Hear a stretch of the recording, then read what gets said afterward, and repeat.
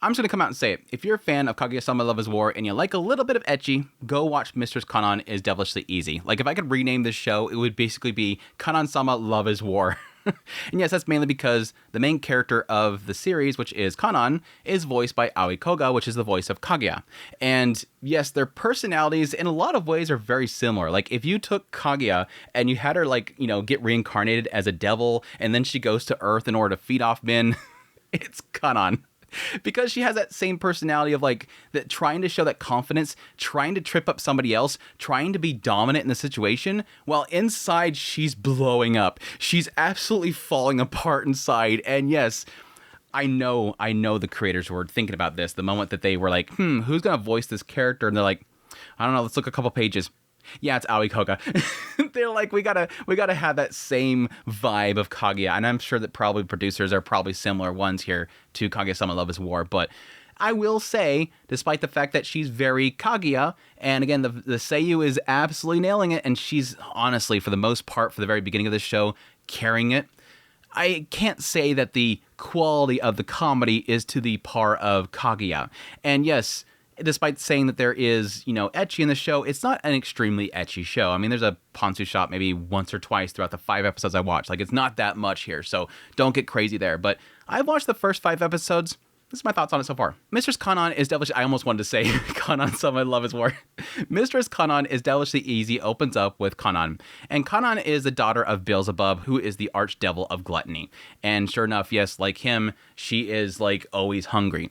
But unfortunately, nothing is really, like, satiating her. Like, nothing that she eats is really kind of hitting the spot. So she goes to her father and says, "Hey, father, I want to try something else." And he's like, "Well, what do you want, daughter?" "I want to go to the earth and I want to consume some human souls." And he's like, "Well, I can't deny you, my daughter. Yes, the last time I did that, the angels got upset and they came after me and it caused a big war, but yeah, go ahead. It's fine. It's fine." But he also, in parting, he does kind of question her, "Have you decided to eat with somebody else, in the presence of somebody else?" And she's like, "No, I like eating alone. I've always liked eating alone." So anyways, yes, he allows her to go. So she goes to Earth, and she goes to this one school where she basically cultivates the area. And she pretty much is turning it into her farm. Like, she's become very popular.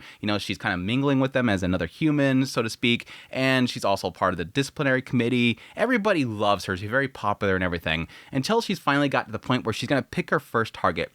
And she sees Yoji, which, yes, right off the bat, she sees like this soul within him that looks super delicious compared to everybody else. So she picks him and calls him to her. When he arrives there, it seems like whatever spell that she put on him kind of breaks, and he's like immediately like, "What are we going to do?" And she's like, "Oh, well, I'm going to consume you." And he pretty much takes everything that she says wrong. Like, she's going to peel away the layers of him. He's like, "You're going to peel it back, and I'm going to munch on it and consume it." And he's like, "Oh, you're going to munch on that thing?" Like, everything that she's saying about consuming his soul and eating him as a devil, he's, yes, getting lewd thoughts about it.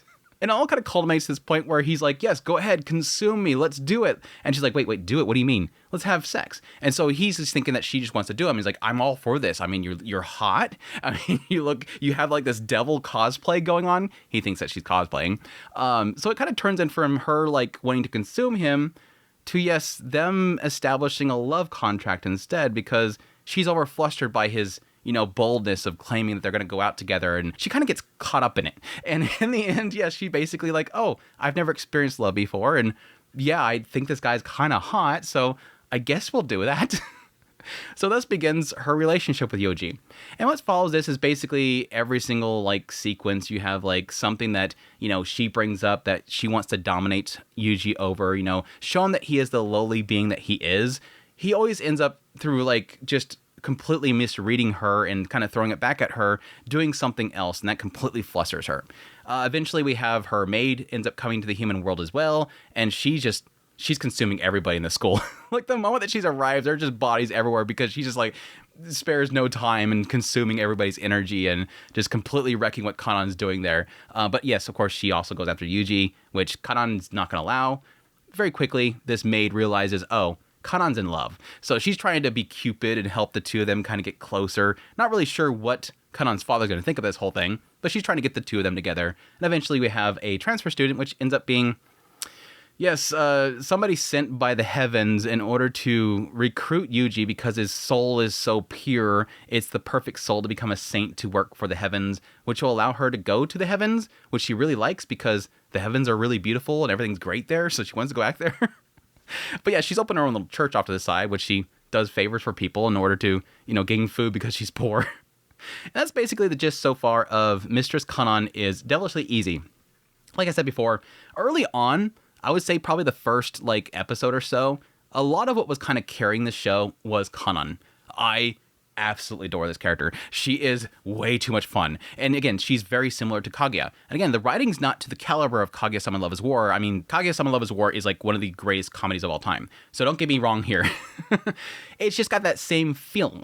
Hearing the reactions of Aoi Koga is just pure comedy gold. This is one of those ones where, yes, there's technically a dub available, an English dub, but it's Aoi Koga. You cannot not watch this show in Japanese. She's such an incredible seiyuu. Her outbursts, her screeches of flusteredness is it's so good. It's so damn good.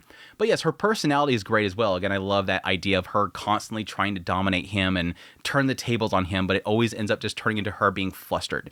There's this whole segment where they're going to walk home together and he's like, "Oh, here, hold my hand." And she's freaking out because she's the trope extremely virgin type of character.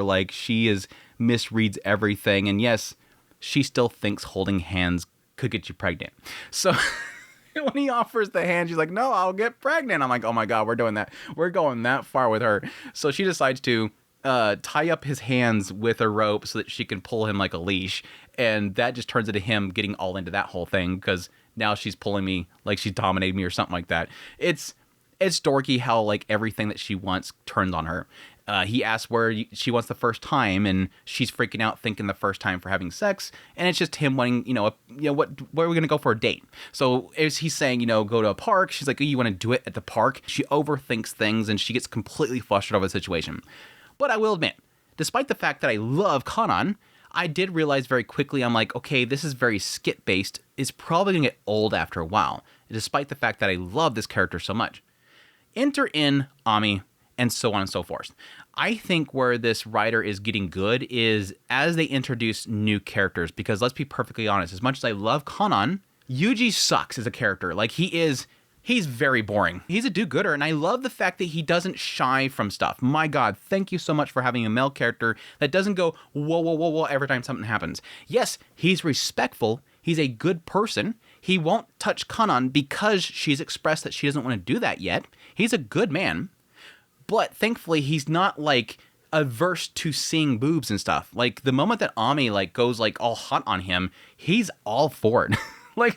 She's trying to keep cool in the disciplinary room, and so she decides to jump into a pool with a maid bikini on. The moment he walks in the door, he's taking pictures. I do like the fact that this character is all for stuff. But that aside, the fact that I appreciate that he's not a no boobies type of character. He's not averse to sexual, interaction. He's all for doing it with Kanan at the very beginning. Despite that, he's boring. There's nothing to his character besides the fact that he's there and he's respectful. Besides ogling women all the time. Even though he's in a relationship with Kanan, he's ogling another woman. He's respectful. He's not good chemistry in the end. It's just mostly what Kanan's reaction are to him is what makes it good. As it adds more characters to the mix, that's where I'm starting to see sort of the cleverness of this writer. I think the moment that Ami shows up, it's great because now you have this character that's sort of trying to throw a wrench in the whole mix. She's trying to push for something to happen, and things are kind of getting misread there. She's trying to be a Cupid. The moment that John showed up, I think John is pure comedy gold with Kanan, because that's where we have our first real rival character, despite the fact that John is leaps and bounds much more innocent-minded than Kanan is. I mean, we even had this whole segment where they're trying to explain to Jean why Kanan's there, because she believes that she's there to consume the humans. She's like, no, she's not here to consume humans. She's here to get with Yuji, to bang him. And so they have to explain to her what that means. And it has this whole sequence where she's literally crying next to the river because her innocence has been lost. Ami comes walking in there with a laptop and shows her a video of them doing it after trying to explain the whole mating thing like animals do. humans doing that. Her innocence is lost. This girl is too damn pure. I mean, the very first initial meeting is that she's trying to make sure that Yuji doesn't get consumed by a demon and becomes a saint instead. So she wants to put holy water on him, but she doesn't have any more. Like the bottle, it's like a Fuji water or something like that. The bottle's empty of holy water. So she decides to go direct by just spitting, giving her saliva to him. So she's on top of him in the infirmary. The nurse is like literally right outside the curtain. She's like, just go along with it, Yuji, because she has some sort of like, she has like this mixed up mind of her that she thinks she's a saint from heaven. So just play along with it until she gets bored. So she's allowing it to happen while Jean is mounting him, trying to spit on him. Kanan enters the room. She sees a silhouette through the curtains. She freaks out, runs in there. And Jean the entire time's like, no, I must make you pure so that I could go to heaven. The show is at its best when it has multiple characters. Yuji himself can't carry it. That's really what I come down to it on this whole situation. And even Narishiko, which is the childhood friend, she wasn't doing much for the show. It wasn't until Ami and Jean comes to the picture where things start to really kick up. And I feel like the comedy is getting better. It is getting better over time. So it all kind of culminates to me saying, give it some time. If you're not liking the show within the first, episode and a half, wait till you start to get, to Ami and Jean. Those are the characters that are really going to start making the show really start to kind of blossom and have a lot of fun. Visually, the show is decent. It's not great. There's a lot of shots that are kind of very, very rough. But for the most part, when the show needs to be a little bit more risque and interesting, it does kind of ramp things up. Like I said before, it is an ecchi show, but for the most part, it doesn't really show much. Like, there is, like, one shot where Kanan wakes up in the morning and she's in her nightgown. When Jean first showed up, she immediately falls over, and there's this big butt shot in it where they actually show Ponsu. But for the most part, they haven't really shown too much. Like, most of the stuff is very kind of risque. It's ecchi in sort of suggestiveness, but not necessarily showing things. So you're not getting, like, actual things being shown and whatnot. It's very kind of... It's very soft-core when it comes to ecchi. It's very soft-core ecchi, I guess is the best way to put it. But I have had a lot of fun with it so far, but it is one of those ones where when I look back over the last 5 episodes that I watched of it, there isn't like a bunch of like really stand-out moments. I think the funniest moments was definitely Jean in the infirmary with her trying to spit on him was just hilarious. The smelling scene... That was easily like the funniest part of the show so far. The moment that Yuji catches Kanan after she did some pee practice, and she's like trying to get away from him because she smells, because she's been sweating, and he keeps trying to get closer and closer, and she's like, no, because I smell. And he's like, no, I would love to smell you. I would easily wear your used socks that you just took off. And she's like, you're a creep. But eventually she lets him. And it turns into this whole like self-realization moment where as he's smelling her shirt, as she's pulling it down towards him, she has a realization point where by letting him sniff her, she's basically a pervert herself. Like, this lowly human doing it, that's fine because he's a lowly human, but her allowing it, it implies that she's into it too. And so it turns this whole moment of her realizing that and getting upset. Before she drops her towel, he hands her his towel, and she begins to sniff that one and realizes how good it is to sniff somebody that you like or something like that. It's just a realization moment that she's into some sort of sniffing fetish. It's so wrong. That's pretty much like the biggest, funniest moments of the show. Because honestly, unfortunately, everything else is sort of what you expect from something like this. A rom-com school devil type of show. Like, all the typical boxes are getting checked, and you have rivalries, you have the jealousy, you have miscommunications, misunderstandings, that holding hand pregnancy thing, that kind of stuff is happening.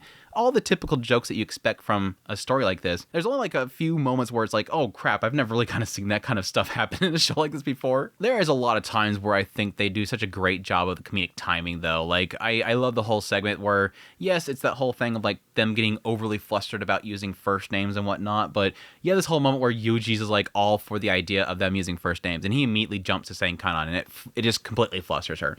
And she gets upset and she tries to do it back at him, but she can't say it. And then eventually she goes like flee the room in embarrassment, and he goes to yell out her name, and she hears it outside in the hallway, and it's like she got shot or something like that. It's just like, Kanan, and she falls over with a squeak. It's just, the comedic timing is definitely there whenever they do it, and it just works so perfectly. The studio is doing a really good job of the show. Anyhow, that's my thoughts so far on Mistress Kanan is Devilishly Easy. Hope you guys enjoyed this video as always. Hope you found it informative. If you did, hit the like button down below. But until next time, y'all take care.